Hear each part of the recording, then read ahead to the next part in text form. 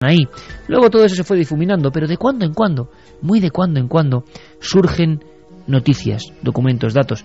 Mi buen amigo Santi Camacho anda con la mosca detrás de la oreja hace unos meses y de vez en cuando me dice: oye, ¿por qué ahora todos los gobiernos están dando información con esta claridad? ¿Tiempo de crisis? ¿Tiempo de ovnis? ¿Es posible? Lo que ha pasado en España quizá tenga explicación, hay que dársela esta noche, si es posible. Guillermo León en la segunda hora ya nos informaba de la estación espacial, pero se han visto cosas. Y además cosas en una fecha donde se cumplían 35 años de esa mítica noche del 20 al 21 de marzo de 1974, de la que hemos hablado en alguna ocasión. Y ahora tenemos nuevos datos, esta noche nuevos datos. Luego os cuento qué fue esa noche brevemente para que comprendáis el interés de estos nuevos testimonios. Pero empezamos nuestros documentos con Bartolomé Olivares en las sierras de Córdoba, y esto se ha publicado en la prensa, pero a él no le hemos escuchado. Una grabación, un vídeo y cercanía. ¿Cómo empezaba todo? Pues fue esa noche. Quizá vosotros habéis visto también algo. Si es así, 7640, palabra clave milenio, o milenio3 con número @cadenaser.com. Escuchamos a Bartolomé, era una noche cualquiera y de repente se convirtió, se quebró, y seguro que ya es una noche diferente a todas las demás para él. Estaba solo, junto a su casa, en la sierra, es partícipe de una comisión ecologista de la zona, y allí en el cielo había algo. Eran sobre las 9 menos cuarto de la noche y bueno, llegué a una casa que tengo en el campo, está en un lugar bastante apartado y muy poco habitado. Y bueno, estaba el espacio totalmente oscuro y dejé el coche, las luces encendidas, y entonces entré a la casa, abrí la puerta y cuando salí pues veo a la altura de mi cabeza pues una luz bastante intensa y bueno, proyectando, iluminando todo el espacio a mi alrededor. Me quedé un poco como hipnotizado, ¿no? Para los que hemos crecido y estamos aquí ante este micro en este mismo instante hasta ahora, gracias al fenómeno OVNI, en parte, ¿no?, que despertó nuestra curiosidad infantil hace ya muchos años. En mi caso, pues se van a cumplir 26 años este año. Parece mentira, ¿eh? 26 años. Pues gran parte de mi vida ya ligado indiscutiblemente a ese fenómeno, del que casi nadie habla, pero de vez en cuando hay testimonios. Claro que sí. ¿Qué son? No lo sabemos, pero como decía este hombre, Bartolomé Olivares, casi hipnotizado ante ese resplandor. Aquello iluminó toda la comarca como si fuera de día. Sobre todo, lo que extraña en este caso es la cercanía. Entonces, cuando reaccioné, entré a la casa, cogí la cámara y ya grabé pues lo que era la parte final del avistamiento. Entonces, cuando el objeto fue descendiendo desde mi cabeza, yo creo que estaría a unos 3 kilómetros, lo digo porque hay unas montañas cercanas y se veía pues por la zona, y cuando fue bajando muy lentamente se oía como un zumbido bastante intenso, y cuando llegó a las montañas yo vi que por la luz que emitía pues que había como una nube de humo, ¿no?, alrededor. Y entonces cuando bajó ya se quedó todas las montañas, toda la zona esa iluminada, bastante intenso, y estuvo durante un rato, no sé si estaría 30 segundos o algo así, iluminado, y luego ya pues desapareció.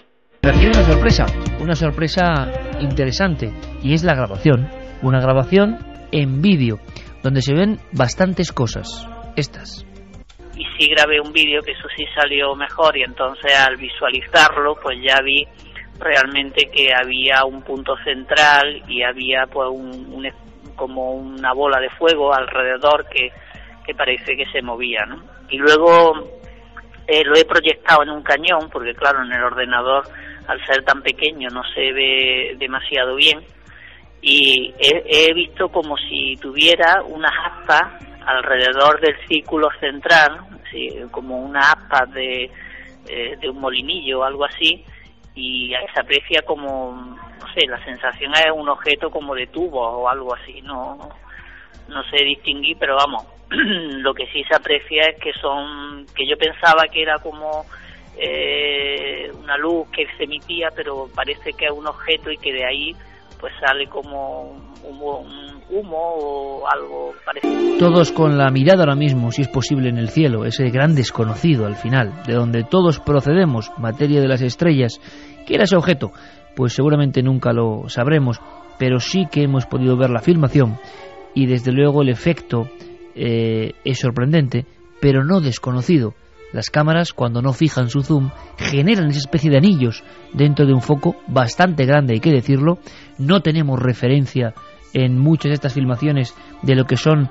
es de noche, claro, pero no se ven bien las montañas, el terreno, y eso lo hacen que sean complicadas, dudosas, difíciles de analizar, sinceramente. Hemos conocido otras muchas filmaciones, la famosa filmación de Trujillo en el 96, tantas otras, donde aparecían esos círculos, que no es que el objeto tenga apariencia biológica o esté dividido en círculos o sean tubos, sino que la propia cámara genera ese efecto al acercarse y alejarse y no poder fijarse en un punto fijo, porque eso está ahí, rondando. Ahora, estuvo muy cerca de la cabeza de nuestro amigo y de su casa, pero es que en Asturias, a esas mismas horas prácticamente, Carlos Barroso, y no es nuestro Carlos Cala Barroso, es una coincidencia curiosa, Carlos Barroso estaba en Asturias, fotógrafo aficionado, y también lo ve, pero es completamente distinto, no es un objeto sino dos, logra fotografiarlo, son discos, tienen luz por debajo, curioso, casi, quién sabe, a las mismas horas. Escuchamos Asturias, Carlos Barroso. Pues el martes pasado, era una noche muy fría, pero estaba el cielo muy claro, como toda la semana estuvo así.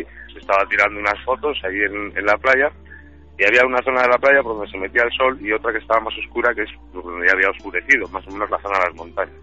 Y le estaba sacando las fotos a mi mujer y le digo, oye, ¿qué es eso que esas dos luces que hay ahí? O sea, no estaban a una distancia de estrellas, o sea, estaban más abajo, y ella los estaba viendo como yo, y cogí la cámara y vi cómo se movían en paralelo los dos, y que según iban girando, pues se inclinaban y luego se ponían rectos a medida que se iban alejando. Y se fueron metiendo otra vez como para la oscuridad, y pues fueron unos 12 segundos o así, y mi mujer está conmigo, los vio, y claro, yo decía, pues será algún avión, o será alguna historia. Y claro, no dábamos por lo que podía ser, porque los aviones pasaban por arriba y estaban dejando estela de humo, del frío que hacía de la noche, y esto no dejaba ninguna estela.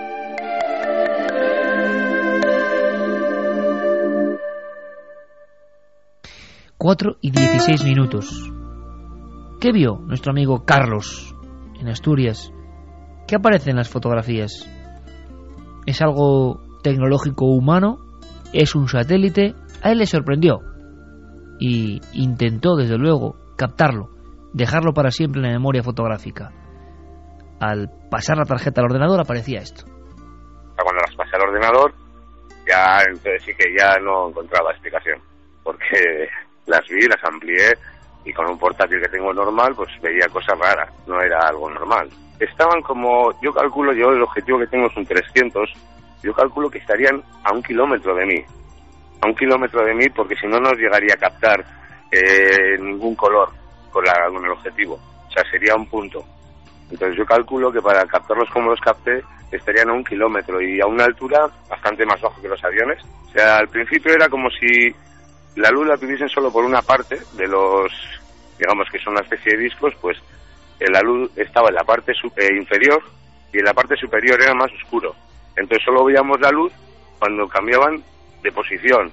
Entonces cuando se ponían, digamos, los dos, que veíamos los círculos, se veía mucha luz, pero cuando iban avanzando y se iban alejando, ya veíamos una rayita solo. 4:18, quizá tenga algo que ver, pero acabo de contener la respiración cuando en la pantalla de Carmen aparecen unas figuras terribles en el desierto del Perú. Vamos a ver si podemos dar los datos en cuanto podamos conectar con nuestro compañero Eduardo Herrán, el gran vigilante de las líneas de Nazca, figuras gigantescas, antropomórficas, auténticos. Pero antes, astronautas. Si quieres te comento algunos de los avistamientos que nos han llegado. 7640, palabra clave Milenio, espacio vuestros mensajes, son milenio3 con número @cadenaser.com. Me llamo Aitor, soy de Fuenlabrada y trabajo de noche, y cuando iba para casa vi una ráfaga naranja a las 3 de la mañana. No le di mayor importancia. También nos dicen desde Bilbao, que se llama César, que gracias por hacer las noches de los vigilantes más amenas. Gracias a ti y a todos los vigilantes. Al hilo de lo que habéis comentado acerca de los posibles avistamientos de algo en el cielo, la tarde del martes 17 de marzo, os comento que serían aproximadamente las 20 horas, cuando me encontraba en la carretera que une Munguía, el pueblo donde vivo, con Bilbao, y se pudo observar nítidamente como un objeto que a mí en principio me pareció circular y anaranjado se desplazaba por el cielo a una velocidad constante y en un movimiento parabólico. Me quedé extrañado porque estaba demasiado alto para ser un avión y además no tenía las típicas luces de los aviones. La verdad es que en ese momento no le di importancia, pero ahora que habéis hablado del tema me he acordado de esto y os lo quería comentar por si servía de ayuda. Pues esto es hacer la radio todos juntos, interactiva e importante. Atención, que Santi pide paso. Pues sí, pido paso porque justo cuando estaba oyendo los testimonios de nuestros amigos, pues me he puesto a curiosear y resulta que en las mismas fechas en Estados Unidos se ha dado un incremento de actividad ovni, una oleada, lo que se conoce normalmente, absolutamente increíble, incluyendo avistamientos de objetos gigantescos de tamaño rectangular con luces o faros en las esquinas del rectángulo. Hablamos del mismo martes, mismo miércoles. Hablamos del mismo martes, mismo miércoles y de los días justo anteriores y justo posteriores. Estamos hablando, por ejemplo, dos ovnis moviéndose pendularmente en el horizonte de Oklahoma, Indiana, el día 18, pasando por encima de una carretera, Connecticut, día 19, objeto triangular, volando extremadamente bajo. Hay dibujos que se parecen mucho a las imágenes y a los relatos que nos estaban dando los testigos que hemos entrevistado. Michigan, 15 de marzo, un poquito antes, un objeto triangular que no emitía ningún sonido y no tenía ninguna luz, pero se dibujaba perfectamente sobre el cielo iluminado. En fin, estoy viendo un dibujo incluso del testigo. Es curioso porque justo en el otro lado del Atlántico, en las mismas fechas, pues también había un incremento de cosas extrañas en el cielo. A mí me emociona particularmente hablar de todo esto. Hay muchos amigos que de vez en cuando escriben, yo casi ya no puedo ni contestar pues por mil cosas, pero leo de vez en cuando algunos mensajes que nos llegan y que dicen, Iker, has olvidado del fenómeno ovni, nunca hablas de él. No, es el fenómeno ovni el que tiene que aparecer. Si aparece yo lo cuento. Caramba, ¿cómo voy a olvidarlo si es parte indivisible de mi peculiar vida? Y particular emoción cuando, no sé, uno oye estos testimonios, puede haber de fondo lo que sea. Ahora Santi comenta esto, Carmen da más datos de amigos y encima Jeremy nos pone algo que en el fondo para mí resuena todo este fenómeno, este Alan Parsons genuino.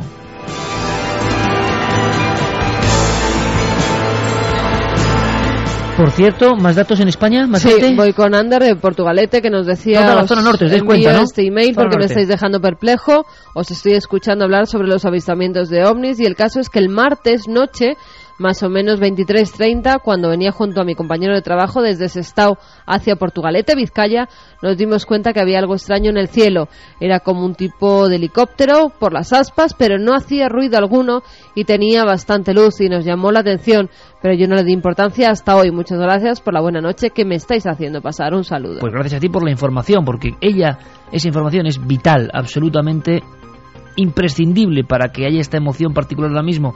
Cuidado con el dato que daba Guillermo León. En la zona de Galicia, por lo menos Galicia, podía ser visible algo que tiene que ver con la Estación Internacional Espacial. Datos, Santi, datos. Lo tengo. La Estación Espacial Internacional fue visible a simple vista en España desde el 13 al 20 de marzo. El 13 solo se veía en Canarias, el 14 al suroeste de la costa mediterránea, 15 zona Badajoz, Madrid, etcétera, etcétera, 16 frente a la costa mediterránea y sudeste peninsular, 17 Cáceres, Burgos, Pamplona, 18 condiciones de observación buenas para el noroeste peninsular, la zona de Galicia, 19 Lisboa, Salamanca, San Sebastián, 20 nuevamente pasará frente a las costas gallegas a las 19:54. Pues qué interesante, Santi, esto es una maravilla, tener datos así en tiempo real es una maravilla, así que viendo que hay muchos casos del norte, aunque no coincidan con lo que dice la información oficial, quién sabe si estos objetos, algunos cercanos, otros dos pueden ser, tienen que ver con la estación Espacial Internacional. Hay que dejarlo muy claro, pero lo que es emocionante es que mucha gente está mandando su información. ¿Quién sabe? Quizá este año sea el de una alerta OVNI, aunque sea efectuada para, no sé, comunicarnos todos aquí desde el estudio, como hacía Antonio Joseles en su época, e intentar conectar, ¿no? Mucha gente que parece que ve algunas cosas. Detalle que yo creo que es fundamental.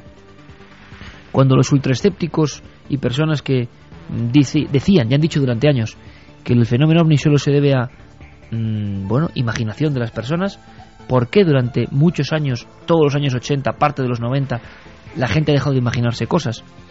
¿Y por qué la gente, si por ejemplo estos casos, una parte de ellos fuera la Estación Espacial Internacional, es fiel a lo que está viendo? Cuando esos casos de cosas que se ven son tan absurdas, están cerca de tierra, no tienen que ver, ¿por qué entonces hay que dudar de los testigos y no cuando ven algo que es explicable? En fin, yo os hablaba de que era marzo del 74, lo he contado 1000 veces porque yo creo que es una noche mítica, que en diferentes puntos de España, casos muy cercanos, como decía ahora Santi, de objetos aterrizados, quemando el campo. Sorprenden en Sevilla un viajante de comercio, sorprenden a un camionero salmantino que sale en todas las portadas de periódicos. La Guardia Civil en NASA investigan los rascones y huellas no ya de un objeto, sino de un objeto posado y de unos seres. El chofer de la Diputación de Cádiz, esa misma noche, horas después, también tiene una noche de terror cuando se encuentra con un objeto parecido, una luminaria posada también, y un individuo de aspecto extraño, extraordinario, y eso hace que la CIA incluso motive el retraso de la libertad sobre los ovnis en España, a grandes rasgos. Bueno, pues como lo hemos comentado en alguna ocasión, para mí ha sido emocionante que gente como Antonio, vamos a llamarle Antonio porque es vamos a decirlo así, un cargo importante, alto, y quiere mantener un poco el anonimato, pero bueno, hemos hablado con él, tenemos todos los datos, y era un niño, y a él le saltó algo, ¿no? Dijo, caramba, empezó a calcular, y eran esos días de marzo de 74, y este caso nunca ha salido a la luz, y sería uno más, sería quizá el cuarto caso. Me parece interesante. Podríamos titularlo como titulaban en aquella época, ¿no? Como un objeto que casi se proyecta contra un grupo de niños. Los niños pensaron que iba a chocarse contra ellos. Ocurrió en las afueras de Mérida, marzo del 74. Sería un caso más de una noche excepcional. Antonio, este es su recuerdo. Me acuerdo como si fuera ayer porque era una noche, era por la tarde, nosotros solíamos irnos a jugar allí a la pesquera. Me acuerdo porque llevaba incluso el uniforme, una zona que está entre el río Guadiana y la zona de las viviendas, ya eso no existe. Estamos hablando ya de hace 35 años. Ya estaba oscurecido, ya era la noche cerrada, sería las 9 o las 9 y pico de la noche, no mucho más, porque sobre las 10 todo el mundo tenía que estar en casa. Y uno de los amigos, yo no recuerdo bien quién fue, nos invitó a todos a que miráramos al cielo. La verdad es que miramos todos, porque la verdad dio un grito tremendo, y quizás yo fue uno de los que más tiempo me quedé mirando, pero vamos, venía directamente hacia nosotros, o sea, no venía en horizontal, sino que venía directamente hacia nosotros. Directamente hacia nosotros, un grupo de niños con el uniforme del colegio, a las afueras de Mérida, en la noche en la que en diferentes puntos de España se vivió algo que acabó en los expedientes oficiales del ejército español y que hemos sabido, pues prácticamente 20 años después, todo lo que había pasado con detalle cuando hemos visto esos informes. Este caso nunca se registró, y si se registró, no está. Pero esos niños miraban al cielo y de ahí bajaba un objeto naranja. Ellos creían que casi los iba a tocar, los iba a rozar. Y era una cosa anaranjada, llevaba una estela. Salimos todos corriendo de tal manera que ninguno pasó por encima de las piedras, todos nos metimos por el fango. Llegamos todos sucios arriba a la zona de las viviendas y la verdad es que nos quedamos asombrados, y después incluso se quedó una estela. Bueno, pues nuestros padres nos creyeron porque una señora también lo vio, y la verdad es que aquello nos quedó, bueno, pues unos días totalmente impresionados, tanto que tardamos mucho en bajar a la pesquera, y cuando bajamos la primera vez fue una tarde, muy temprano, y todos creíamos que lo que fuera estaba allí, porque lo vimos muy cerca, o sea, no sabemos, nunca lo hemos comentado, pero lo hemos comentado cuando éramos niños, y nunca supimos lo que era, simplemente era una cosa redonda, anaranjada, venía a una velocidad tremenda, creíamos que iba a impactar contra nosotros, no que pudiera pasar por encima de nosotros, sino que iba a impactar contra nosotros. Y cuando llegamos a la pesquera, efectivamente, creíamos que aquello o había caído allí o algo había quedado. Creíamos que iba a impactar contra nosotros. Suena a caso de otra época, ¿verdad, Santi? Y es un caso de otra época. Pues sí, además me estaba trayendo unos recuerdos muy buenos, porque recuerdo cuando era niño que mi abuela me contaba. Mi abuela se crió en Fuensalida, en la provincia de Toledo. Estaríamos hablando de los años 20. Que ella venía un día con un cántaro y iba andando por un camino y de repente vio que algo se le venía encima desde el cielo, y tanto fue así que se arrojó al suelo y tiró el cántaro y el contenido, que no sé si sería agua o leche o vaya usted a saber lo que te haría por lo propio de una actividad campesina, ¿no? Y lo contó y su madre no la creyó y le pegó tremenda paliza por haber derramado aquello. Y muchos años después, ya siendo mayor, empezó a oír las historias de platillos volantes y entonces supo que era aquello que se le había venido encima desde el cielo y que casi decía que se la había llevado por delante, ¿no?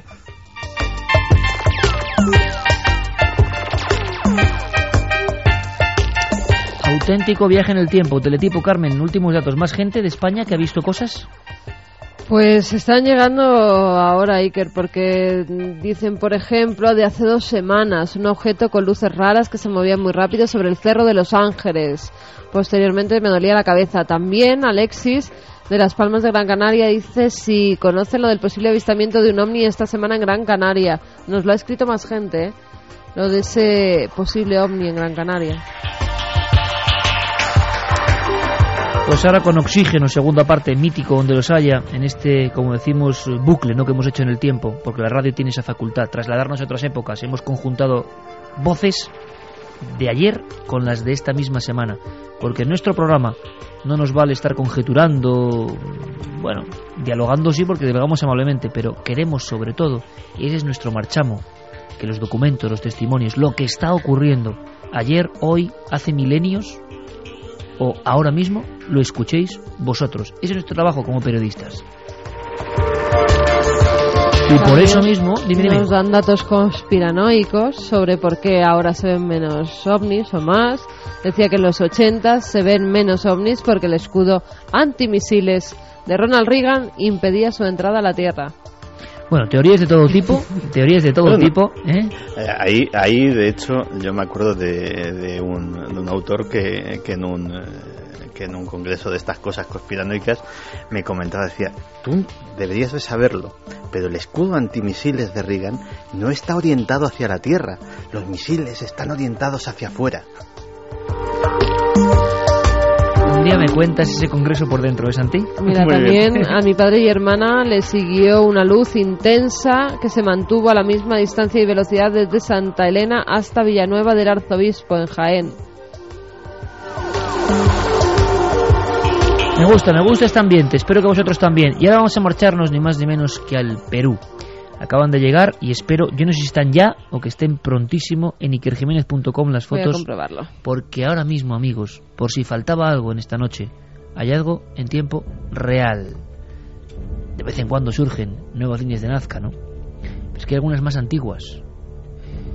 A mí me contaban allí en Nazca que hay una zona que le llaman el Cerro de los Astronautas.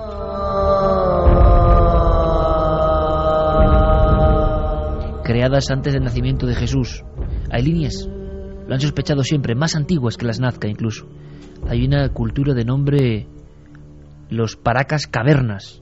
Los Paracas Cavernas generaban un tipo de figuras incluso con relieve. Y caramba, botas grandes, piernas rectas, cabeza de felino o casco con óculos, brazos extendidos o pegados al cuerpo, 50, 60, 70 metros de alto. ¿Quién demonios son estos seres y por qué miran al cielo? Está ocurriendo ahora mismo. Y sé que Eduardo Herrán nos está mandando fotos ahora mismo. Yo espero que a lo largo de la noche las tengáis en ikerjimenez.com, porque Eduardo es un tipo capaz de descubrir algo, lo sé, de verdad, y mandarnos primero las fotos a nosotros. Porque él es así, es la persona que más conoce el jefe de pilotos de Nazca, y yo quiero saber qué está pasando ahora mismo. Antes de que nadie lo sepa, quiero que lo sepáis vosotros. Hallazgos de muchos seres antropomórficos gigantes en una zona no explorada anteriormente. Amigo Eduardo Herrán, buenas noches. Iker, muy buenas noches, unas muy buenas noches para los millones de escuchas que tenemos ahí en la radio en España. Tienes razón, este año hemos tenido preocupaciones por algunas lluvias que han sucedido en algunos sectores, pero muy específicos, o sea, no ha sido una cuestión generalizada, y esto a su vez ha contribuido para poder descubrir en la zona norte de Nazca, estamos hablando ya de cerca de 130 kilómetros al noroeste de Nazca, no cerca de la ciudad de Pisco, unos nuevos geoglifos que corresponden culturalmente al periodo Paracas, ¿no? Y que representan, algunos son unos guerreros antropomorfos, otro es un astronauta muy similar al de Nazca, solo que tiene un felino en la cabeza, y hay un tercero que parece ser una especie de familia, ¿no? Son en alto relieve y súper lindos. Madre mía, Eduardo, vamos a ver, me quieres decir que muy lejos del foco principal, porque tú bien sabes que todavía mucha gente, por lógica, cree que solo en Nazca existen esas figuras, sino que 130 kilómetros alejados de ese corazón, vamos a llamarlo así, de la Pampa, existen otros geóglifos y que algunos se parecen al mítico astronauta. Ah, sí, así es, creo que es muy similar. En la fotografía, espero que ya la tengan colgado en la web, ¿no? Y sería muy lindo que todos nuestros amigos que escuchan tu sintonizado programa puedan tener acceso vía internet a estos nuevos descubrimientos. En realidad tienes muchísima razón. Si bien es cierto que la zona de mayor concentración de geoglifos está ubicada a 450 kilómetros al sur de Lima, también es cierto que el arte de dibujar en los cerros no solamente abarca esa zona, sino que por la zona norte, no estamos hablando de los valles tanto de Ita como de Pisco, también se han descubierto, hemos descubierto en los últimos años evidencias, pero de culturas anteriores a los nazcas. Hablamos de los Paracas Necrópolis y Paracas Cavernas, que habitaron también la costa sur del Perú desde el año 800 a.C. hasta el 100 a.C., que es cuando aparece recién la cultura nazca, ¿no? Oye, Eduardo, una cosa importante, de qué, para que la gente se haga una idea, ¿qué tamaño tienen estas figuras, las antropomorfas, por ejemplo, que son las que pueden más impresionar? Así es, el antropomorfo con cabeza de felino tiene alrededor de 90 metros de largo por 60 metros de ancho. Por favor, úsenlas y ponlas en la web. Yo todavía no he tenido el tiempo necesario para colgarlas en mi web, pero sí sería lindo que en tu página web la puedas poner como los nuevos descubrimientos en la zona de Pisco. Ya, los otros son unos antropomorfos un poco más pequeños, que miden alrededor de los 40 metros, pero lo interesante es que son 4 dibujos, uno al costado del otro, ¿no? Que es aparentemente lo que podría ser una familia. Y hay otros que están en la zona de Pisco, ya, que ese es increíble, muy cerca donde está el candelabro que tú también conoces, claro, ¿no? Que son unas aves, ahí hay un personaje antropomorfo, hay unos rostros que son realmente alucinantes. Oye, Eduardo, que como siempre nos das mucha envidia, pero me gustaría hacerte un par de preguntas más. Por ejemplo, ¿por qué cabezas de felinos, Eduardo? Mira, porque la divinidad, en este caso de los felinos, llámese el puma, llámese los tigrillos que habitaron y habitan en las partes de la sierra, han sido considerados lo mismo que los cóndores como dioses por los antiguos peruanos, ¿no? ¿Y por qué? Porque de alguna manera siempre les anuncia, en el caso del cóndor, que viene el agua, y el felino es por su gracilidad, por su forma de cazar, etcétera, etcétera. Entonces todos estos digamos, dibujos pertenecen en la simbología a lo que viene a ser el panteón de dioses de los antiguos Paracas y Nazcas. Estos han sido no solamente dibujados en los cerros, también han sido dibujados en cerámicas, textiles y en casi petroglifos, y en casi todas las evidencias, ¿no?, que giran alrededor de estas culturas que habitaron la costa sur del Perú. Entonces yo creo que es un muy buen momento para hacer esa introspección que tú, que te dedicas con tanto ahínco y con tanto amor a ver este tipo de misterios, que son los que al final van a terminar resolviendo alguna de las incógnitas que tenemos nosotros como humanos, ¿no? Qué gran mensaje y qué alegría para mí esta noche, Eduardo, te lo aseguro, con todo el impacto de venir de ese mundo prehistórico, pues hablar contigo. No me he encontrado con la sorpresa de estos hallazgos y digo, hay que llamar al buen amigo Eduardo Herrán, yo puedo decir que creo que la persona viva que más sabe del asunto Nazca, que más lo siente, que más lo vive. Y oye, una última cosa, porque tenemos, sabes, mucha gente del Perú aquí en España escuchando, ¿no? Es que también se ha difundido que algunas de las líneas o figuras, aparte del descubrimiento, ha habido daños. ¿Es esto cierto? Mira, es cierto que ha habido una lluvia de regular intensidad en la zona noreco de la Pampa de Jumana, ahí normal, muy pegadito al Valle del Ingenio, y esto ha causado unos pequeños avenidas de agua, ¿no?, que han pasado entre las manos y el árbol. Ahora, han causado un cambio de coloración, más no un daño a los geoglifos en sí, y la pátina superficial ya se comenzó a oscurecer. No es un fenómeno nuevo, ya ha sucedido otras veces, hemos sido testigos en la inundación del año 1983 y la de 1996, que causaron, digamos, un disturbio que visualmente al día siguiente, a los 2 días de ocurrido, nos llamó la atención a todos y nos asustó. Pero la Pampa tiene un sistema de protección especial. Esa humedad genera a su vez unos pequeños líquenes, ¿no?, que nacen, digamos, en esa humedad y automáticamente se oscurecen y se endurecen. Entonces, eso es lo que está sucediendo ahora en La Pampa, y que se queden tranquilos, no es un daño irremediable ni mucho menos. Ya voy a ver si te adjunto algunas otras fotografías para que puedan ver lo que aparentemente era el daño y cómo hoy eso se está autorrecuperando. Bueno, pues buena noticia entonces, Eduardo. Las líneas y las figuras que son un mensaje mágico. Aprovechamos para toda la buena gente y amigos del Perú para mandarles esa buena energía. Y Eduardo, este verano sí, no puede pasar. Tenemos que sobrevolar ese mundo que creo que es uno de los grandes secretos y misterios, y que algo nos quiere decir, y que, como tú muy bien has dicho, en este tiempo aparente de zozobra podemos mirar a los ojos de esas figuras y maravillarnos, y seguro que aprender algo nuevo y encauzar nuestro rumbo. Un fortísimo abrazo desde España.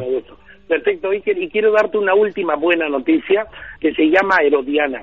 Estamos comenzando a funcionar desde la ciudad de Pisco. Ajá. Porque hemos detectado que el mejor tour aéreo que se realiza para ver toda la historia de los geoglifos desde es muy limitado, pero ahora desde la ciudad de Pisco es una operación que acabamos de comenzar hace una semana para poder conocer todos los geoglifos, tanto de Pisco como de Ica, Ocucaje, Palpa y Nazca. Es un vuelo súper completo que estoy seguro que ahora que veamos en el verano tienes que venir y conocer con nosotros. Oye, nos guardéis un pasaje ahí en Herodiana, ¿no, Eduardo? Pero por supuesto, hermano, estás tú invitado y todo el equipo de producción. Ya estamos sobrevolando con aviones de última generación, los Caravan nuevos, porque las líneas de Nazca se merecen eso. ¿Sí? Genial. Eduardo Herrán, querido amigo, suerte, un abrazo y gracias como siempre. Listo, maestro, un fuerte abrazo para ti y un muy fuerte abrazo a todos los oyentes de tu programa.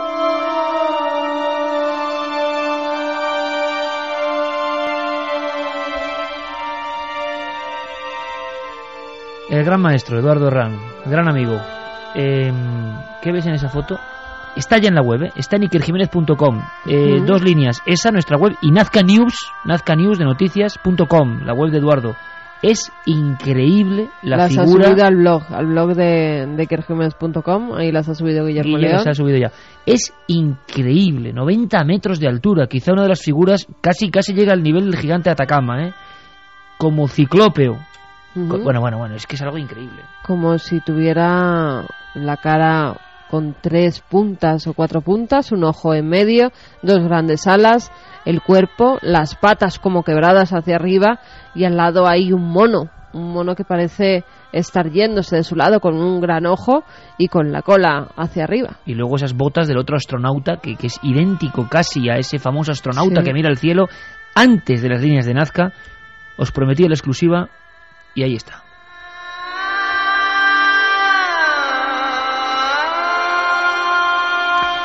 Y ahora, Santi me comentaba que hay tantos datos, tantos informes, aunque sea brevemente antes de meternos en otra historia, Santi, que sí que hay datos de Gran Canaria. En los mismos días se ha hablado de avistamiento ovni.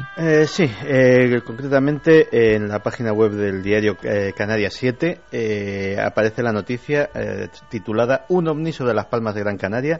Y hace notar que a primera hora de la tarde del pasado miércoles diversos testigos afirman haber visto 3 objetos en el cielo capitalino con dirección variable. 2 de ellos desaparecen entre las nubes y el restante fue visible durante varios minutos en dirección sur. Hay fotografías que se pueden ver en la página web de este porque diario. Las fotos de Asturias que veíamos eran 3 objetos también, ¿eh? Uh-huh. Ahora, una cosa, Santi, si puedes confirmarlo en tiempo real. ¿En Gran Canaria en ese día se podía ver la estación espacial? Pues espérate, que creo que tengo abierto todavía el enlace. Sí. Nos han llegado también fotografías desde Barcelona, nos las enviaba David, dice que tiene más, y aquí podemos ver, mira, el cielo, podemos ver alguna referencia que son los árboles cercanos que tiene y como una bola de color blanco que sobrevuela la zona de Barcelona. La visibilidad por Canarias era justo una semana antes. De todas formas, las fotografías y los testimonios de los testigos dejan muy claro que es un objeto oscuro que vuela por debajo de las nubes. Es decir, el mismo miércoles. Un día nublado se le ve perfectamente perfilado sobre las nubes y los testigos afirman que luego 2 de esos objetos desaparecen entre las propias nubes y una de las fotografías se ve perfectamente que las nubes están de fondo, es decir, que está a una altura inferior.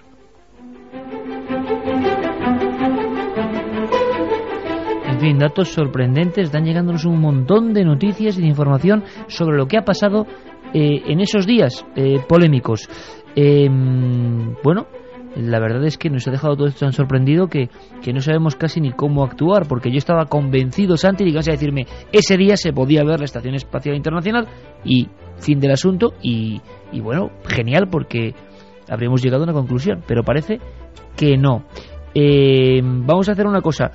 ¿Me cuentas la historia de un secuestro? Sí, te cuento una historia curiosa. Bueno, pues que suene tu piano, maestro, el piano de Santiago Camacho. Pues sí, porque cuando hablamos del crimen perfecto, siempre nos imaginamos asesinatos, novelas de Agatha Christie, con complicadas coartadas, con gente que utiliza venenos y ese tipo de cosas, pero hay otros crímenes perfectos, otros delitos perfectos. En la central del FBI hay un expediente muy grueso que tiene un nombre, el expediente Norjak. Allí en el FBI no les gusta hablar de ello, porque para ellos sí que fue el crimen perfecto. ¿Y qué tipo de crimen fue? Pues tú lo has dicho, fue un secuestro aéreo. Santo Dios. Comunica que ha habido un pequeño alboroto, pero que ya está todo controlado. Comunícalo o disparo. Si me matas, nadie podrá pilotar el avión. Ya me preocuparé de eso luego. De acuerdo, lo haré, pero tranquilízate. Di una sola palabra sobre esto por radio y te juro que las próximas alas que verás serán las de las moscas revoloteando sobre tu podrido cadáver. Pues más o menos esta es la idea que tenemos todos de cómo es un secuestro aéreo, es decir, secuestradores violentos que amenazan con armas de fuego a los pilotos y a la tripulación. Pero el miércoles 24 de noviembre de 1971 ocurrió el secuestro aéreo más extraño de la historia.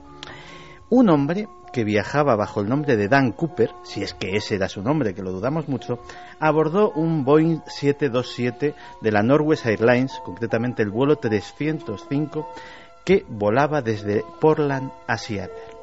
Cooper era un tipo que aparentaba unos 40 y tantos, medía 1,80, iba vestido como los mafiosos de las películas, impermeable negro, traje oscuro, camisa blanca, corbata también negra y unas gruesas gafas de sol.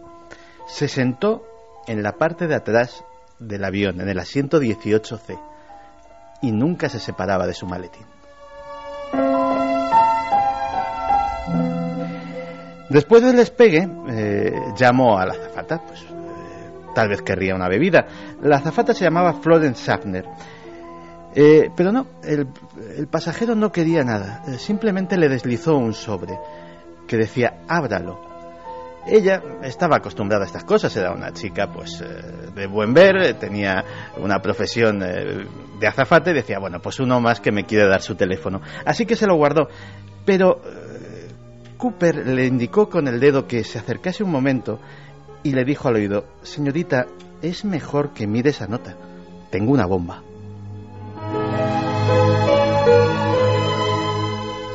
La nota decía así: tengo una bomba en mi maletín. Voy a utilizarla si es necesario. Quiero que te sientes a mi lado. Este avión está secuestrado.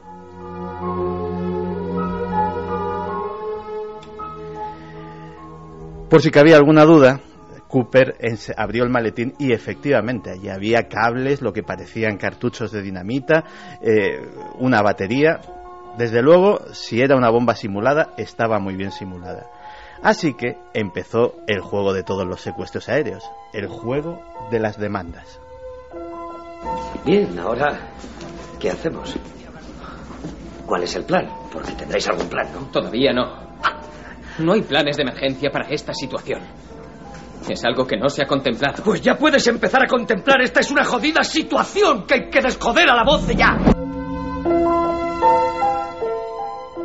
A través de la azafata y por medio de la radio de la cabina, sin que se diera cuenta ninguno de los pasajeros, el desconocido pidió $200.000 en billetes sin marcar de 20, 2 juegos de paracaídas, uno principal y otro de emergencia. Todo ello debía de estar en el aeropuerto de Seattle para cuando llegase el avión. También un camión para que repostase y pudiese despegar. Si no se cumplían sus demandas, la bomba haría explosión. Si contaba con todo lo que había pedido, dejaría marchar a los 36 pasajeros.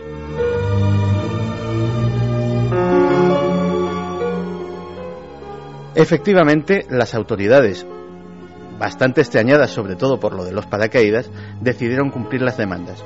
Cooper, que durante todo el trayecto se mostró amable, incluso la azafata dijo que era un tipo encantador, pues estuvo conversando, parecía un tipo tranquilo. Efectivamente, cuando le subieron el paquete que contenía los paracaídas, los $200.000, etcétera, etcétera, discretamente dio orden de que se podía desalojar el avión. Eso sí, se tenía que quedar la tripulación.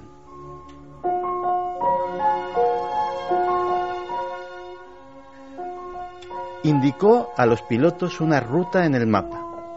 Les indicó que la cabina no tenía que presurizarse, que tendrían que volar lo más despacio y lo más bajo posible. Cuando esas demandas se cumplieron, al llegar sobre cierta zona del estado de Washington, los pilotos notaron que la rampa trasera empezaba a abrirse. Cooper había saltado. Y nunca más se volvió a saber de Cooper. Durante 8 semanas se rastrearon aquellos bosques sin dar ni rastro de él. El FBI, la versión oficial era que Cooper no podía haber sobrevivido a ese salto.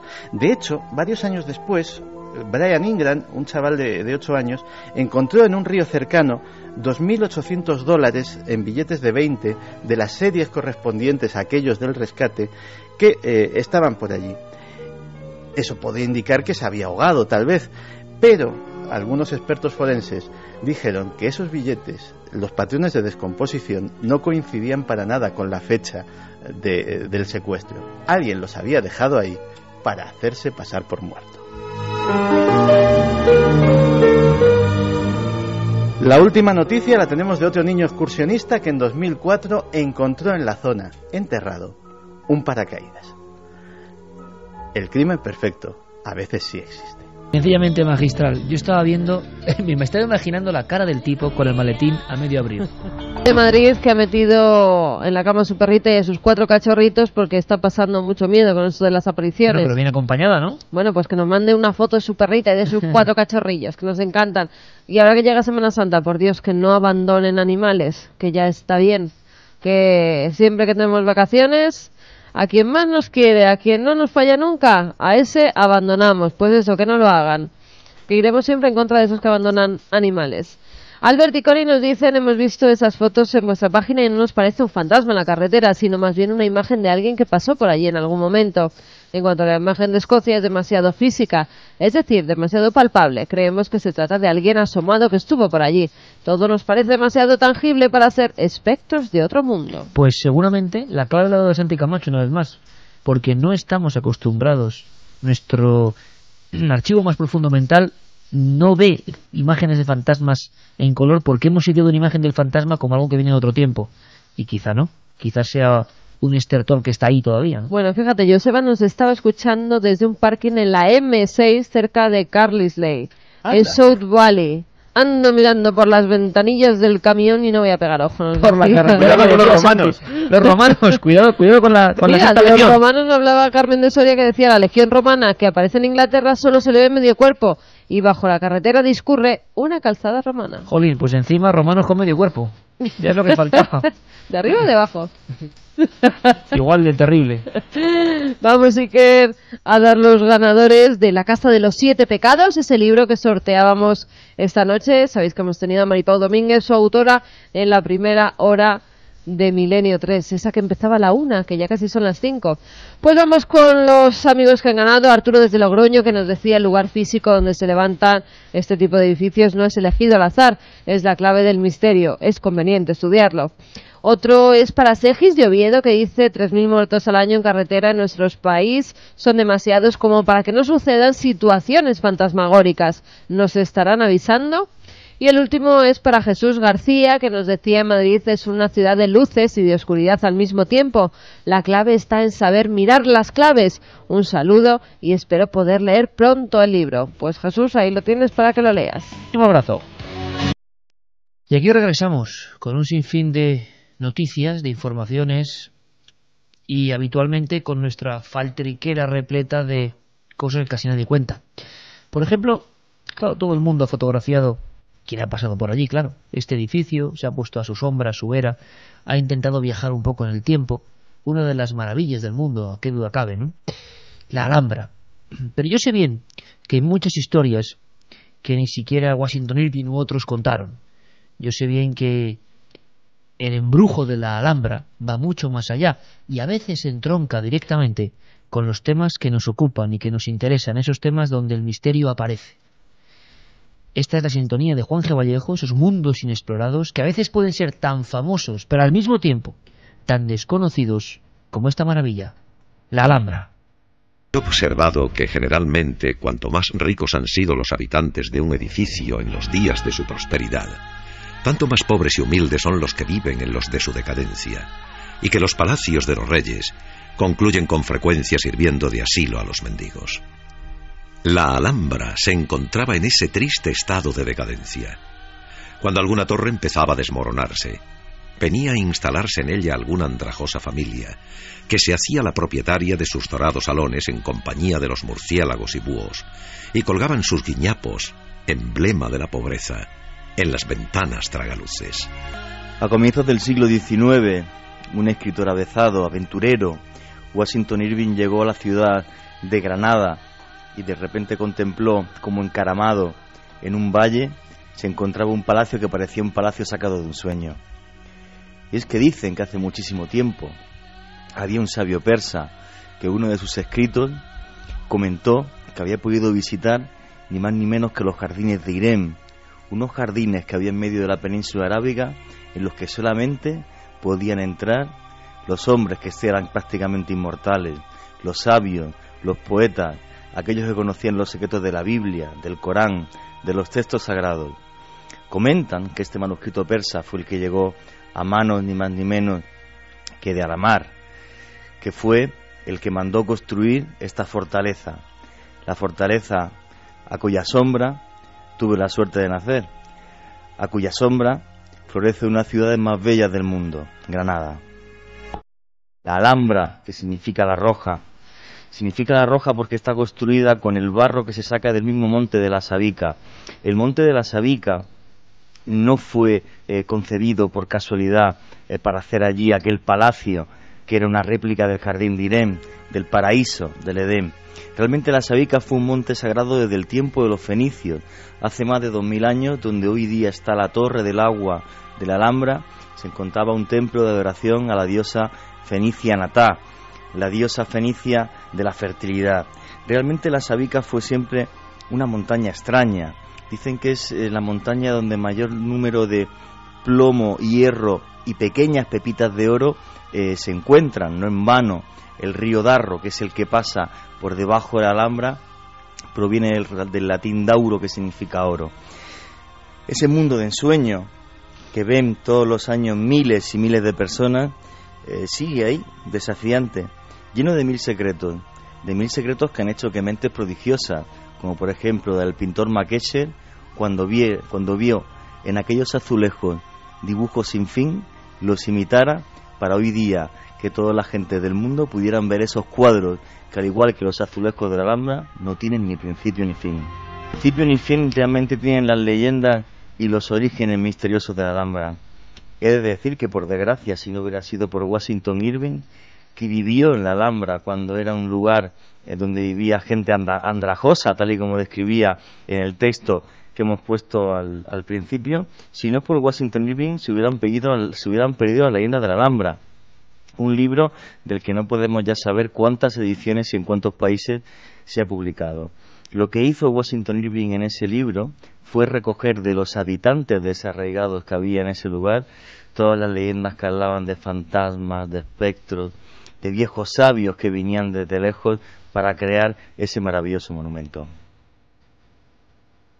Cuando Aben Abud se hallaba contristado por estos tormentos y molestias, llegó a su corte un antiguo médico árabe, cuya nevada barba le llegaba a la cintura, pero el cual, a pesar de sus señales evidentes de larga longevidad, había ido peregrinando a pie desde Egipto hasta Granada, sin otra ayuda que su báculo cubierto de jeroglíficos. Venía precedido de la aureola de la fama. Se llamaba Ibrahim Eben Abu Ajib, y se le creía contemporáneo de Mahoma, pues era hijo de Abu Ajib, el último compañero del profeta. Una de las cosas que sabéis que siempre me mueve, buscar la historia de los inmortales. Según Washington Irving, Ibrahim Eben Abu Ajib, un médico y astrólogo egipcio, fue un inmortal que hizo los planos de la Alhambra. ¿Cierto? ¿Secreto? ¿Misterio? Posiblemente nunca lo sabemos. Según cuenta la leyenda de Washington Irving, recogida de la gente que vivía en la Alhambra, lo único que pidió a cambio de hacer los planos, de planificar este maravilloso monumento, es que le dejaran una pequeña cueva en la que él pudiera meditar el monte mágico de la Sabica. Es una de las maravillosas historias que tiene la Alhambra. Lo curioso es que Adamar, guiado por este egipcio que comentan que traía textos que había sacado de una sala debajo de las pirámides, y está recogido en este libro del siglo XIX, pues reflejó en la Alhambra realmente parte de la arqueología sagrada que aparece en otros libros como son la Biblia. El Palacio de Comares tiene la misma planta y estructura que el Templo de Salomón. O lo más curioso, la famosa Fuente de los Leones, que no es ni más ni menos que una copia del Mar de Bronce, la maravillosa figura que había para purificarse con agua en la puerta del Templo de Salomón, una gran columna de bronce en la que dicen que casi que cabía un mar y en cuya base había 12 leones exactamente igual que los que hay en la Alhambra. Inspiración de poetas, sueño de reyes, la Alhambra seguirá siempre ahí. No sabemos dónde está su magia. Por desgracia, ese centro de conocimiento en el que se guardaron más de 1 millón de ejemplares quemados por el cardenal Cisneros en el siglo XVI en la plaza de Birrambla, ese centro de conocimiento y de poder, de él solamente nos queda la fachada y una serie de claves que tenemos que seguir.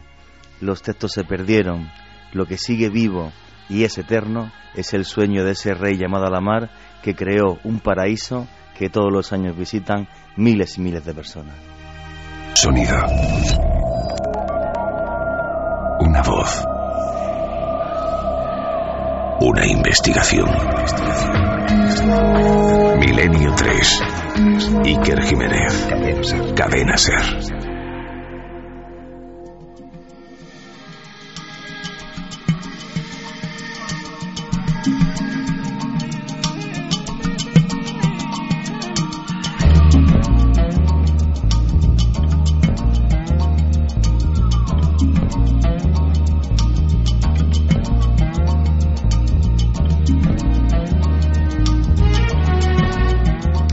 Y 18 minutos, Carlos Ródenas, que nos pone esta maravillosa banda sonora de Planeta Encantado, aquella serie de JJ Benítez con una música, de verdad hay que decirlo, absolutamente inspirada. Pues hay mucho más que contar de la Alhambra. Esto es nada, una pista, 2 pistas para que empecéis a investigar, para que sepáis, quien no lo sepa, quién fue Washington Irving, cómo estaba la Alhambra en aquel siglo XIX. Es que hay historias que hablan de fenómenos paranormales no me digas mucho, Juanje, no adelantemos mucho, pero dentro del edificio por visitantes más o menos actuales. Sí, están recogidas hace mucho tiempo. Bueno, el primero que realmente las escribe de aparición de espectros y fantasmas es Washington Irving, ya en el siglo XIX. Pero como leyenda siempre, no como realidad. No, él cuenta lo que le narran los habitantes que hay en la Alhambra, también en el Albaicín, en el Sacromonte, en el Realejo, en los barrios que rodean la Alhambra. Él recoge las leyendas que le contaban como hechos que habían sucedido como realidad, ya que no había textos escritos sobre lo que había acontecido allí, fueron todos quemados por el cardenal Cisneros. Entonces, el tema de espectros y de apariciones, sí, y bueno, y una de las historias que yo tuve ocasión de investigar, que es tan apasionante como el de los fenómenos paranormales, que publiqué junto a Lorenzo Fernández además en el libro Operación Al-Ándalus, en el que me colé en el Palacio de Carlos V hasta el balcón que da justo hasta donde está el Patio de los Leones, que hay un museo, y otra vez me colé sin permiso y me contaron una serie de historias y de fenómenos paranormales. No trabajaba aquí, entonces no te preocupes, Carmen, no me pueden demandar ahora. Y yo no he dicho nada. entonces aparte de toda esa maravillosa leyenda, lo que es un hecho, y tuve la suerte de poder cotejarlo con algunos arqueólogos, algunos historiadores, es el laberinto que hay debajo de la Alhambra, del que si mal no creo ahora hay visitas guiadas para algunas partes de ese laberinto que se pueden visitar, pero el laberinto no se sabe hasta dónde llega, los pasadizos que hay debajo de la Alhambra. Hay una Alhambra debajo de la Alhambra llena de 1000 misterios, como es el palacio que tiene arriba. Realmente es el monumento más visitado, no de España, de Europa, no sé si la gente lo sabe, y realmente se lo merece porque es una maravilla de hace muchos siglos y que su belleza se perpetuará, yo pienso que para la eternidad. Santi nos va a contar uno de esos temores terribles. Contábamos la noticia de que un robot había matado a alguien. Vamos a ver qué se esconde detrás de todo eso, pero creo que se esconde en el fondo un mundo nuevo. Pero antes, algo que ha pasado a unos 40 kilómetros de altura sobre la Tierra, creo que es muy, muy interesante, y es que, en fin, como tantas noticias científicas, ¿no?, que, bueno, se quedan ahí y que son un gran misterio. Todavía hoy nadie sabe si la vida, el origen de la vida, tiene lugar en la Tierra, porque sí, porque hay una especie como de reacciones, esa sopa química de elementos. Nadie sabe cómo salta la chispa de la vida. Algunos piensan y creen que vino de fuera, que del espacio llegaron las primeras moléculas vivientes que reaccionaron con la Tierra, que engendraron nuestro planeta como un gran óvulo, y el espermatozoide vino del cosmos. Todavía se debate sobre eso y lo sabéis bien.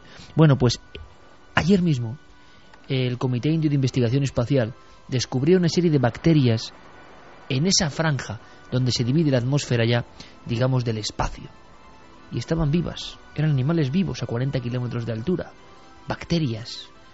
¿Cómo se comportan? ¿De dónde vienen? Una teoría ha surgido de inmediato: origen extraterrestre, y lo informa, podemos decir, nuestro corresponsal en el mundo de la ciencia, José Manuel Nieves, director de Ciencia y Tecnología del diario ABC. Yo creo que la historia es impresionante. Acaba de pasar bacterias sobre nuestras cabezas, rozando con el espacio, y que no saben bien de dónde demonios vienen. Son 3 bacterias completamente nuevas y desconocidas hasta el momento. Es decir, nunca se había encontrado nada parecido en nuestro planeta, ¿no?, en ninguna parte. Estas son especiales porque han sido encontradas a decenas de kilómetros de altura, en la estratosfera, en la alta estratosfera. Y esta es una zona de nuestro mundo que está en los límites de la atmósfera. Es decir, donde la atmósfera de la Tierra deja de ser atmósfera y empieza a ser espacio exterior. Entonces, el hecho de que haya unos organismos capaces de vivir en esas condiciones ha planteado varios interrogantes a los científicos, ¿no?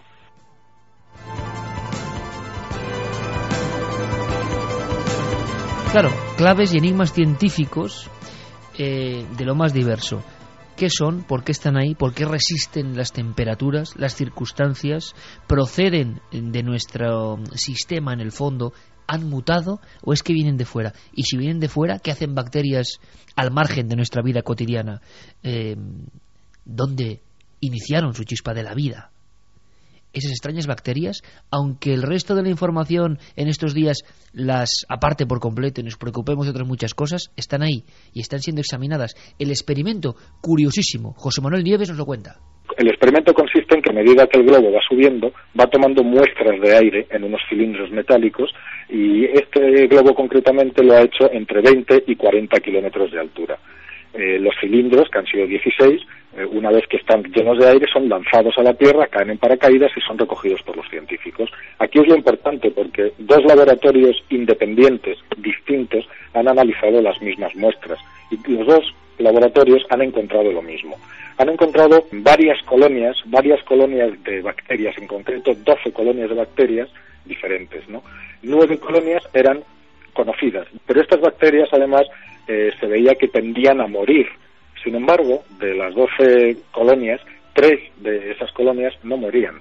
Una de las características más importantes que tienen, y por eso pueden vivir a esas alturas, es que son extraordinariamente resistentes a los rayos ultravioleta. Y esa característica es la que ha hecho sospechar de un posible origen extraterrestre. Aquí nos recorría, y más con esta maravillosa música de Alan Parsons, pues un escalofrío en el espinazo, ¿no? Cuando José Manuel Nieves decía, no mueren. Y no es la primera vez que hablamos de animales que no mueren, pero es que estos están a 40 kilómetros de altura, y mientras las bacterias ya conocidas morían, estas resistían. ¿Qué son exactamente? Pueden ser una de las claves, esto me parece maravilloso, y es que en la ciencia hay tanto misterio, pueden ser restos remotos, quién sabe, de aquellas que un día, hace unos 4.500 millones de años, engendraron el inicio de la vida de lo que somos nosotros. ¿Pueden ser? A mí me gustaría dejar claro que nadie confirma que estas bacterias vengan efectivamente del espacio. Lo que sí se confirma es que las bacterias, en algún momento de la evolución, tuvieron capacidad para sobrevivir en el espacio. Y esto da pie y respalda una de las teorías sobre el origen de la vida en nuestro mundo, que dice precisamente que procede del espacio. Porque desde luego el hogar habitual, la Tierra, cada día es más extraña. Guarda maravillas, pero a veces parece eso, algo desconocido. No solo por los comportamientos, por ejemplo, de estos animales, sino qué decir de los hombres y sus comportamientos también. Hay quien dice que el futuro será de las máquinas, y desde hace mucho tiempo se ha hablado de cómo la máquina superará al hombre. Hace tan solo unas semanas hablábamos con ese campeón mundial de ajedrez que nos hablaba, el español, Illescas, de cómo la máquina ya había vencido el cerebro humano en una partida a muerte, vamos a decirlo así, de inteligencia. Pero, ¿qué estará pasando con ese mundo de los robots? Hace poco una noticia, nos la contaba Santiago Camacho, también nos hacía saltar de un brinco. Ya un robot autónomo había actuado de soldado y había matado a un ser humano. ¿El inicio de una era?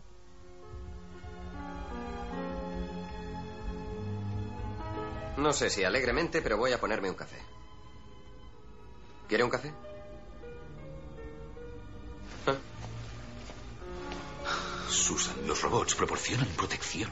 Por el amor de Dios, ¿sabes lo que puede provocar este robot? Podría hacer añicos la fe humana en la robótica. ¿Y si esto sale a la luz? Imagina las devoluciones en masa por culpa de una paranoia irracional y los prejuicios.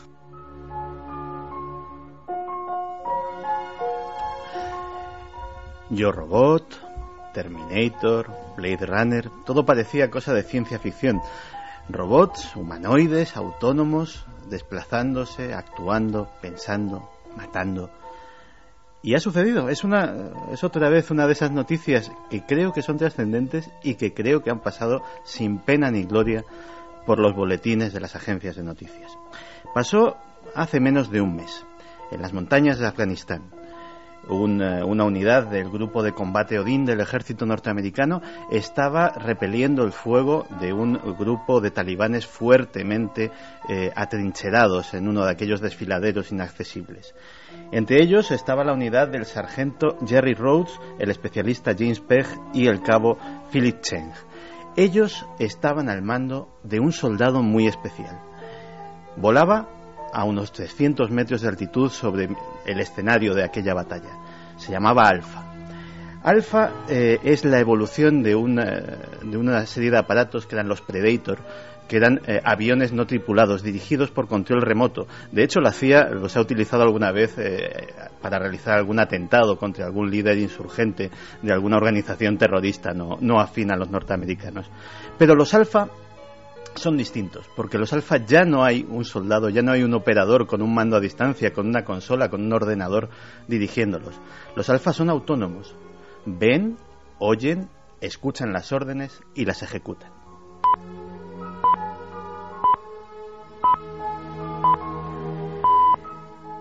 Este Alpha en concreto en aquella ocasión recibió una orden muy precisa, unas coordenadas y sencillamente neutralizar todos los objetivos de la zona. En lenguaje eufemístico militar, matar a todo ser humano que hubiera en aquel lugar. Y el Alpha, pequeño, mucho más pequeño que cualquier avión de combate, pero armado hasta los dientes, cumplió con precisión quirúrgica aquel cometido. Ese día, el ser humano entró en una nueva fase. Por primera vez, una entidad pensante, no humana, había matado a alguien en una guerra.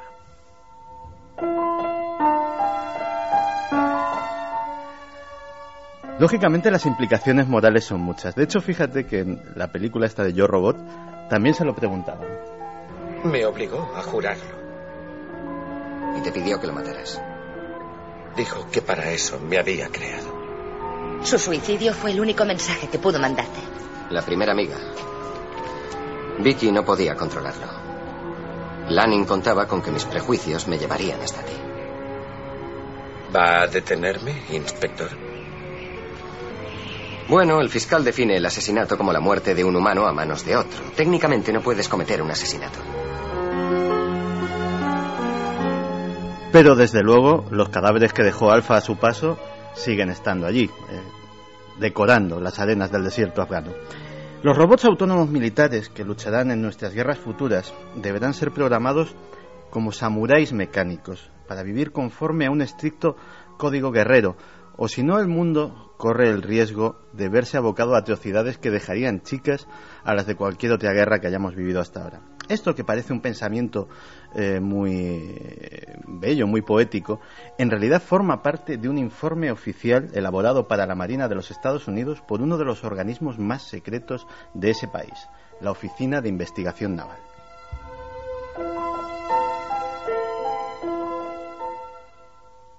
El informe, que es el primer trabajo serio sobre la ética de los robots militares, ya se habla de eso, prevé un rápido avance hacia un escenario en el que los robots sean lo suficientemente inteligentes como para tomar sus propias decisiones en el campo de batalla y trazar las tácticas para cumplir las órdenes, que pueden ser muy generales, como en el caso que acabamos de citar, que se les hayan dado. Hay un concepto erróneo, dice el autor del informe, el doctor Patrick Lynn. Hay un concepto erróneo, y es que los robots solo harán aquello que les hayamos programado para hacer. Desgraciadamente, esta creencia está muy anticuada y procede de la época en la que los programas podrían ser escritos y comprendidos por una sola persona.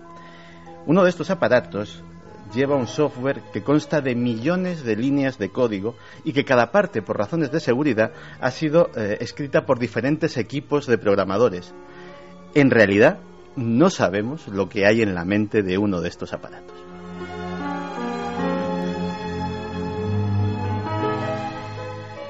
Una rica variedad de escenarios se pueden esbozar con todo lo que hemos dicho hasta aquí. Porque ¿cómo impedimos que estos robots sean empleados por terroristas o por piratas informáticos o tengan fallos de software? Y si un robot mata a un inocente, ¿quién tiene la culpa? ¿El robot? ¿El programador? ¿El gobierno dueño del robot? ¿Se debe implementar en estos robots un interruptor de suicidio? Y si es así, ¿cómo funcionaría? ¿Quién lo accionaría? ¿Quedaría su propio fin al criterio del propio robot?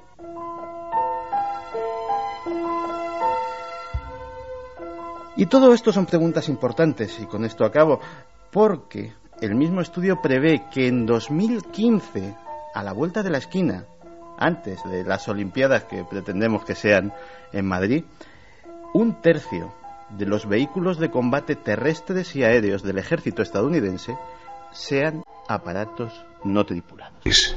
Cadena SER.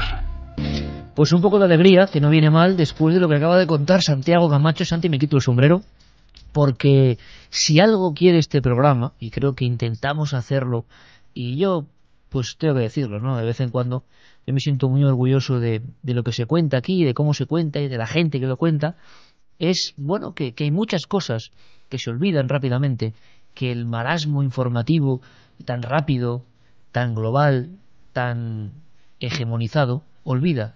Y son cosas que nos hacen pensar. Con algunos vídeos, algunos documentos, para que Juanje se ponga a investigar. Yo creo que hay un temazo sobre los buitres. Oye, en fin, yo con respeto a todo el mundo y tal, pero los ataques de buitres parece que se han filmado. Sí. Y que son tremendos. Veía una vaca y un ternerillo que la vaca acababa de parir. España, El ternerillo parece que había nacido muerto, estaba tirado a un lado de la vaca y enseguida los buitres carroñeros iban a comerse tanto a la casi a la madre. Claro, es que la vaca se encontraba pues muy mal estado de salud, parecía, porque el ganadero parecía que la estaba cogiendo de los cuernos para ver si se levantaba o no se levantaba, y enseguida más de 40 cuervos, más de 40 buitres que acuden a comerse tanto al ternero como a ella. Y la gente nos hablaba y nos mandaba información y nos decía que el problema es real, ¿eh? Sí, que el problema, además, nos decían, soy de Fuentemayor, provincia de La Rioja. Hace 50 años, cuando yo era pequeño, los amigos íbamos a las muleras cuando se tiraba una mula muerta para ver a los buitres. Nos acercábamos a ellos a unos 4 metros y jamás nos han atacado. Los buitres cumplen con su misión comiéndose la carroña o las reses enfermas. Comían tanto que luego no podían volar de tanto que pesaban, y nosotros los niños corríamos detrás de ellos. Ahora que ya no hay ganado, ya no hay buitres. Sin embargo, en la Sierra de Cameros hay muchos porque les dan de comer. Un abrazo, Antonio. Mira, también una amiga, Iraida Carballo, desde Tenerife, que me decía: buenas noches, Carmen, es este señor al que te referías, se llama John Edward, y su programa, que también yo veía en Digital Plus, se llamaba Cruzando el Más Allá. Sí, eso es. Y muy polémico. Muy en polémico. El cual iba rotando ante el público y contándoles cosas sobre sus parientes muertos, así como de sopetón, y que parecía que la gente se sorprendía. Le habían acusado de trucos, ¿eh? Sí. Hay que decirlo, sí. Bueno, yo es que me lo suelo creer. Casi todo lo que dan en la tele. Manuel nos dice: buenas noches, amigos. En Córdoba también se cuenta la leyenda urbana de que unos campistas que se quedaron durmiendo al aire libre, un buitre creía que estaban muertos y a uno le arrancó un dedo de un picotazo. Claro, leyendas urbanas sobre el buitre como animal un poco, en fin, tan ajeno a nosotros, ¿verdad? Tiene que haber un montón. Hombre, yo no me quiero imaginar un bebé en medio de una sierra de esta a día de hoy, con lo que está pasando con los buitres. Un bebé no, incluso un niño de 2 o 3 añitos, que se despiste. ¿Cuántas historias, Santi, de aves rapaces gigantes o tal que se han llevado a niños, ¿no? Y hablábamos antes de los coyotes. En Australia ha pasado más de una vez que los dingos, que son perros autóctonos salvajes, se han llevado a bebés de sus mismas cunas ante la mirada atónita y absolutamente impotente de la madre, que veía cómo aquellos animales, en este caso de gran porte, suelen ser del doble tamaño que un coyote, digámoslo así, cogían al niño de la cuna tal cual y salían corriendo con él, y no se volvía a ver aquella criatura. Oye, nunca y el más. mono Satanás, que le llamaban así, que coge, había un caso muy famoso que le coge al bebé a la madre, se lo sube delante de la madre y se lo empieza a comer en un árbol al niño. Sí, no, que esto nos lo contaban nuestros buenos amigos de Explora, sí. Fernando González Siches, José Manuel Novoa y compañía. Ante la impotencia de la madre, que lo estaba viendo. Sí, bueno, o sea, claro, y que entraban a robar en las habitaciones, los monos Satanás, entraban dentro de la habitación y se llevaban las cosas y rompían todo. Algo impresionante. Juanje, que te dan las gracias por haberle hecho evocar mi infancia y poder pasear por la Alhambra. He creído volver a oír el rumor relajante de sus aguas. Nací en sus faldas, sus jardines, tuve el privilegio de que fuesen mis lugares de juegos, junto con esa plaza nueva y, como no, los entornos del río Dauro. La pena es que, como suele ocurrir, a veces lo que tenemos al lado, formando parte de tu vida cotidiana, es lo que menos conoces. Mi agradecimiento por todo lo que habéis contado. Espero que podáis ampliarlo, pues no son cosas que se puedan encontrar cuando lees una guía normal. Bueno, es la misión de este programa, ¿no? Muchas gracias. Sí. Merche te lo decía. Sí, hombre, la verdad que yo también he tenido la suerte de nacer a la sombra de la Alhambra, además literal, porque nací apenas a 500 metros en el Campo del Príncipe. Y lo que... hombre, ya meterme con alguien esta noche para variar. Hombre, ¿cómo no? Y tal. No, también te dan tirones de orejas, por lo que has dicho del periódico El Mundo, del diario. Ah, bueno. En fin. En fin a ver, pasa página. Efectivamente, pasando del mundo. No, sí me apena una cosa. Realmente yo no he gestionado nunca en persona un permiso de filmación para la Alhambra. No sé si realmente cobran lo que me han dicho que cobran o no. Entonces no lo digas. Bueno, tengo amigos en productoras que sí, ¿no? Que para hacer reportajes o documentales les cobraban bastante dinero. Bueno, eso a lo mejor también te lo dicen tus amigos, entre comillas, para que no vaya a llegar hasta el reportaje. Bueno, pues lo gestiono. No, pero no me parece justo. Bueno, vale. Pero bueno, sí, lo dejo. En el Museo del Cairo también te cobran. Sí, mucho menos que una hora de grabación en la Alhambra. Pues, en fin. Nada, lo único que digo es que la cultura hay que fomentar. La obra de la Alhambra genial, es maravilloso, y invito a todo el mundo a que vaya a la Alhambra, y nosotros lo que intentamos desde aquí, tanto la Alhambra como cualquier otro sitio, es hacer que la gente conozca sus partes más desconocidas y su historia más oculta y más además, secreta. si te cobran mucho, vas y te cuelas, o sea, ¿qué más te da? Pues sí, es verdad, me cobran todos lados. Oye, uno de los síndromes más extraños, Santi, ¿qué duda cabe? Bueno, la imagen de la Patricia Hearst era, ¿no? La hija del magnate. Yo no sé si era con una especie de ametralladora en la mano. Era con una K-47 ¿Con un Kalashnikov? Sí, cuando formaba parte del Ejército Simbiótico de Liberación. Claro, y la gente, yo creo que a nivel mundial empezó a hablar de una cosa que se ha quedado muy inserta en la memoria popular, que es síndrome de Estocolmo.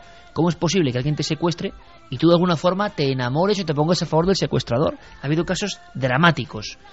El reportaje de nuestro compañero Carlos Largo habla de eso, de síndrome de Estocolmo. ¿Por qué Estocolmo? ¿Tiene algo que ver esta historia tan extraña a nivel mental con esa localidad concreta del norte de Europa? Bueno, vamos a aprender un poco. ¿De dónde viene? ¿Qué hay de verdad de leyenda en el síndrome de Estocolmo?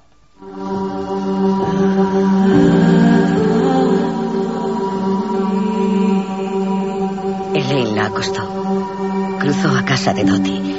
Volvió a casa y Amanda ya no estaba. ¿Quién se ha llevado a mi hijita? Nunca le ha hecho nada malo a nadie. Han secuestrado a una niña. Si no se coge al culpable el primer día, el porcentaje de éxito es muy pequeño. Ya han pasado 3.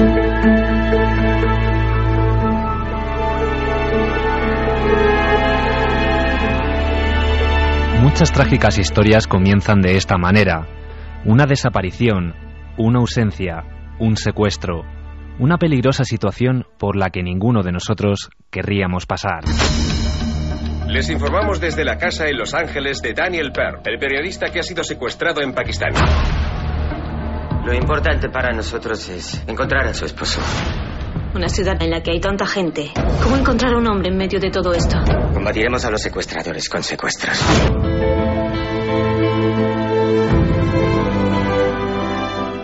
Miedo y vulnerabilidad ante sus captores son dos de las sensaciones que acompañan la mayor parte de las veces a aquellas personas que han sido víctimas de un secuestro. Sin embargo, en otras ocasiones, la capacidad de supervivencia del propio individuo motiva la aparición de una fuerza contraria que lleva al secuestrado a identificarse con su raptor. Es lo que los especialistas conocen con el nombre de síndrome de Estocolmo. Escuchamos a Elizabeth Gimona Martí, psicóloga del ISEP Clinic Vilanova, y a Jaime Gutiérrez, psicólogo y criminalista perteneciente a la Sociedad Española de Criminología. Es un estado psicológico en el que la víctima de un secuestro o bien una víctima de una agresión o que una persona ha sido detenida contra su voluntad desarrolla, digamos, una relación de complicidad, incluso de simpatía hacia el agresor. Depende de muchos factores. Depende de que, en principio, se establezca una relación especial entre el secuestrado y el secuestrador. Esta situación hace que la persona secuestrada o la víctima, dependa totalmente del secuestrador. Y esa dependencia es lo que hace en ciertas personas que incluso puedan llegar a sobrevalorar la figura del secuestrador. ¿Por qué? Porque todo lo que haga el secuestrador será, para bien o para mal, lo que marcará el resto de la situación, ¿no?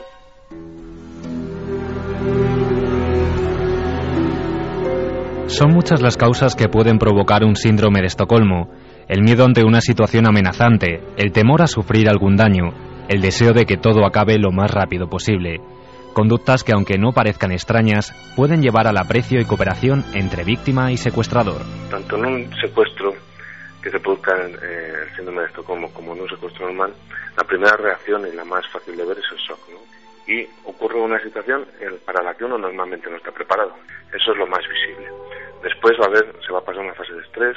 También se puede producir en algunas personas una necesidad de negociación, sin intentar hablar con los secuestradores para ser liberados. En otras personas van a desarrollar una despersonalización total. Lo que hace es pasar a ser un sujeto pasivo, esperando a recibir órdenes para cumplirlas a rajatabla, ¿no? Y es que no hablamos de ninguna enfermedad. El síndrome de Estocolmo fue definido como mecanismo de defensa emocional después del robo de 1973 del banco sueco Kreditbanken, un suceso en el que tras 6 días de cautiverio, los rehenes terminaron por defender a sus captores. Hubo un atraco a un banco en 1973 en Estocolmo. En este caso unos atracadores, ¿no?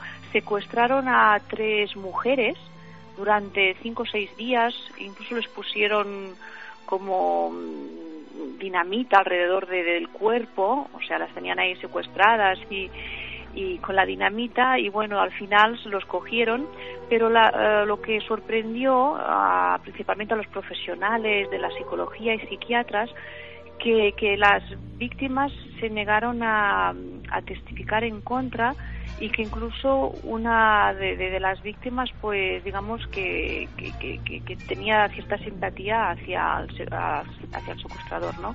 Y claro, eso pues realmente chocó. Síntomas que se repiten una y otra vez. Conocidos casos como el de la millonaria Patty Hearst y las niñas Elizabeth Smart y Natasha Campus así lo confirman. Estoy segura de que lo fue, por supuesto que sí. Lo llaman síndrome de Estocolmo y desorden emocional postraumático. Yo no tenía libertad, realmente no fui liberada hasta que me separaron de ellos durante 2 semanas.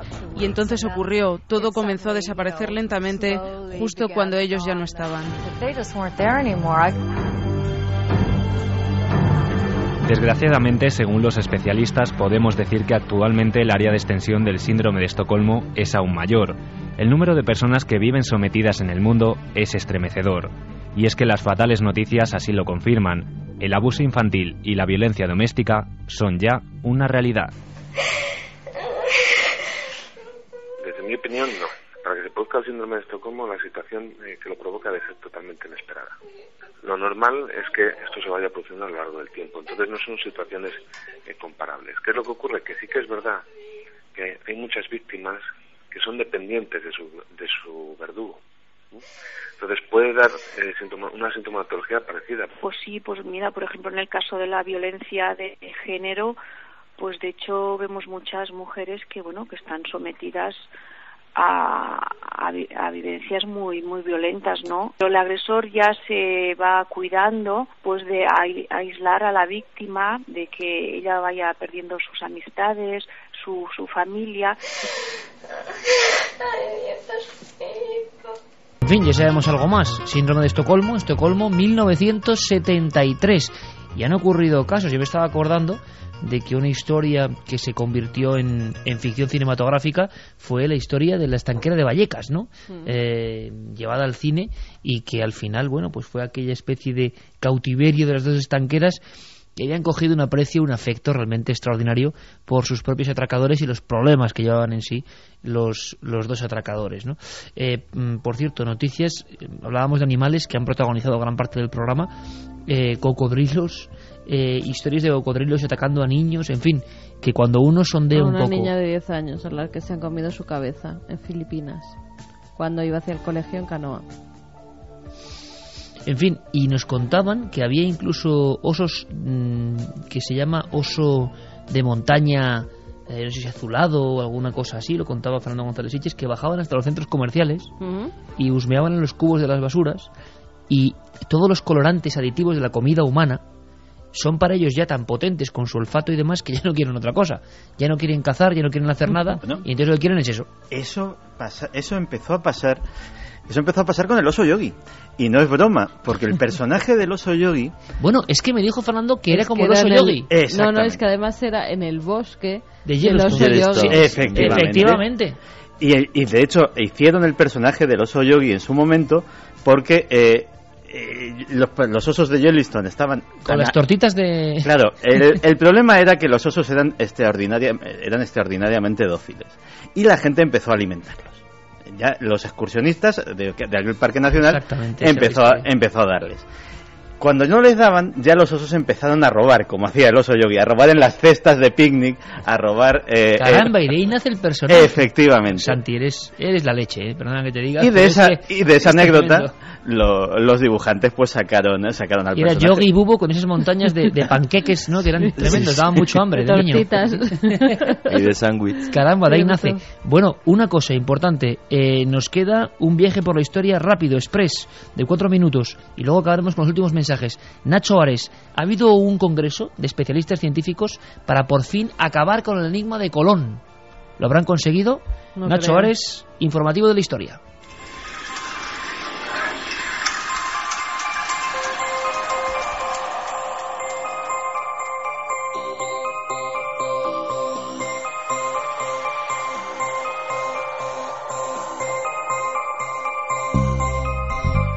El 14 de marzo se clausuraron en Marbella las primeras jornadas del encuentro histórico-científico colombino, en las que se ha intentado dar luz al origen de Cristóbal Colón y la polémica identificación de sus restos. Como nos comenta José Luis García de Paz, investigador y profesor de Física y Química en la Universidad Autónoma de Madrid, las posibilidades históricas del mítico navegante todavía están muy abiertas. No queda todavía claro si el nombre verdadero de Colón fue Pedro Escoto. Todavía ese tema debe quedar sujeto a verificación por historiadores. Pero bueno, es una propuesta interesante, aunque creo que el investigador en Señal de Villalonga ha ido modificando esta hipótesis desde las primeras publicaciones que hizo ya hace unos cuantos años, para al final acabar más que un Colón, de Colonni, sería como se escribe, a una persona apellidada Scott. Pero bueno, sí es una posibilidad de que naciera en Génova, aunque no fuera directamente un Colón. En las jornadas se profundizó en los últimos descubrimientos relacionados con los restos óseos aparecidos en la urna de plomo de la Catedral de Sevilla. Lo que ya nadie parece negar es que los huesos encontrados en esta ciudad y estudiados hace pocos años sí pertenecen a Cristóbal Colón. Está perfectamente, creo yo, ya demostrado que el ADN que han obtenido los investigadores dirigidos por el profesor Lorente corresponde al descubridor Cristóbal Colón, y los escasos restos que en la Catedral de Sevilla corresponden a Colón, por comparación con los restos de su hermano, y que Diego, que es hermano de madre, al menos, porque claro, se ha comparado el ADN materno, y con su hijo Fernando, su segundo hijo, que era bastardo, que fue biógrafo de su padre y que está por propios méritos en la Catedral de Sevilla. A pesar de todo, no hay que cerrar la puerta que los restos conservados en la República Dominicana también pertenezcan a Colón y que su cadáver fuera repartido entre Sevilla y la Catedral de Santo Domingo.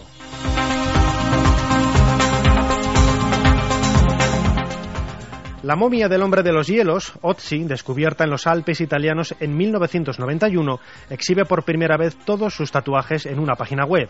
Son más de 50 y el verdadero significado de estas extrañas marcas sigue siendo un enigma.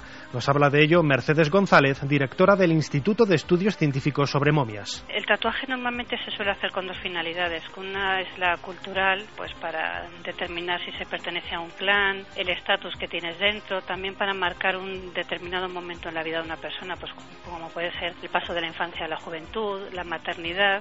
También se hacen algunas culturas en señal de duelo por la pérdida de un ser querido, y en otros se hace como una práctica terapéutica. Encontrado a 3.200 metros de altitud, este cuerpo de unos 5.000 años de antigüedad ha sido sometido a varias sesiones fotográficas en las que se han tomado 150.000 imágenes en un ámbito de 6 grados bajo cero y una humedad relativa del 98%. Y hablando de la momia de Otzi, es difícil pensar que se hiciera con una finalidad cultural, porque los tatuajes que tiene realizados están hechos en zonas que normalmente no están a la vista. Entonces, bueno, eso nos dio una indicación de que podía haber sido realizados con una práctica terapéutica. Gracias a los estudios radiológicos que se le hicieron, pues se ha podido demostrar que efectivamente padecía de una serie de patologías óseas que están justo bajo las zonas que han sido tatuadas.